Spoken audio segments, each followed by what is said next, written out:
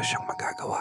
Namatay ang kanyang lola, ising at siya ang nag-iisang tagapagmana ng lumang bahay na nasa gitna ng kagubatan. Ang bahay ay tila nilamon ng panahon. May mga bitak na ang pader at ang bubong ay luma na at tagpi-tagpi. Pero mas malamig sa loob kaysa sa labas kahit tagulan. Nakakapanindig balahibo ang katahimikan. Habang nagliligpit, may narinig siyang mahinang pagkaluskos mula sa kisame. Akala niya ay daga pero tila mga yabag, mabigat, mabagal. Napatingin siya sa hagdan. Wala.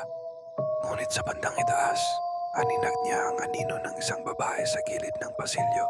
Lola, mahina niyang tanong. Walang tugon. Umakyat siya, nanginginig. Dala ang maliit na flashlight. Ngunit wala siyang nadatnan.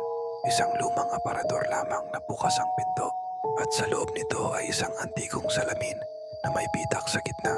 Doon niya nakita isang babaeng nakaputi, duguan ang mata at nakatingin sa kanya mula sa likod. Pagharap niya, wala. Balik sa salamin, naroon muli ang babae.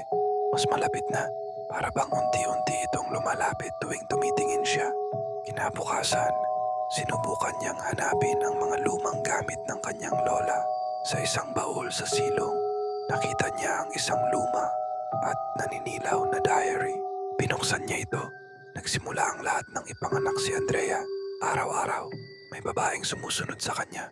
Walang nakikita ang iba pero nararamdaman ko isang engkantadang galit dahil may kinuhang hindi dapat kuhanin ng kanyang ama. Biglang umihip ang malamig na hangin mula sa silid. Nabagsak ang diary.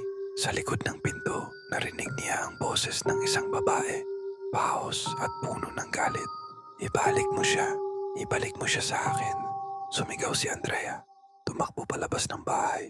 Ngunit nasara ang mga bintana at pinto. Nasa loob na siya ng bitag. Tumigil siya sa harap ng salamin. Naroon ang babae. Ngunit ngayon, ito'y nasa likod niya na talaga. Hindi na lamang refleksyon. Dahan-dahang nilingon ni Andrea. Ang babaeng nakaputi ay may mahabang buhok. Pulang-pula ang mga mata at ang bibig ay nakanganga ng sobrang laki. Parang butas ng bangin. Pagsabol ng alingaw-ngaw, nalaman ni Andrea mula sa huling pahina ng diary na ang ama niya, bago ito nawala sa gitna ng kagubatan, ay nakialam sa lugar ng mga engkanto. May ginawang kasunduan na hindi natupad. Kapalit ng kapangyarihan, may kailangang ibalik buhay ng anak. At ngayong patay na ang kanyang lola, ang engkanto ay bumalik upang kunin ang matagal nang ipinangakong kabayaran. Sa huling bahagi ng kwento, nakita si Andrea ng mga kapitbahay tulala.